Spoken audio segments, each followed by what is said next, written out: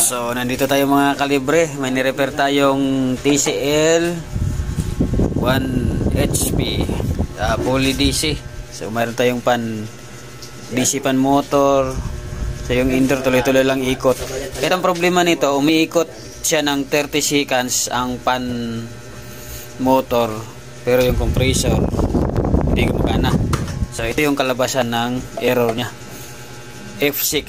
So kanina mayroon tayong ginawang TCL din, ang error niya is P8 ata yun. So daming lumalabas sa error ng TCL. Ito yung pag-aaralan natin ngayon kung ano yung mga problema nito. So dami. F6 ba to o P6? Titingnan na lang natin. So kasi mayroon ditong E6 ata yun. Ang E6, yung problema ng E6 is pan motor ng indoor, pero F6 to eh. So nandito tayo ngayon sa outdoor mag-trouble.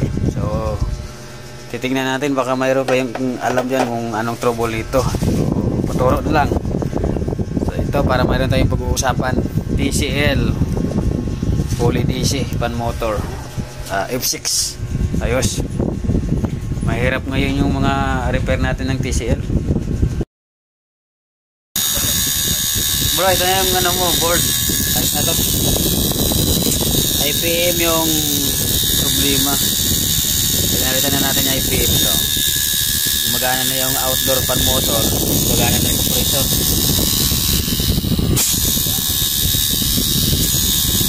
Pwede na makuha. Sa linggo mo na lang kunin. Pwede na pabili ng isa. Huwag mo na.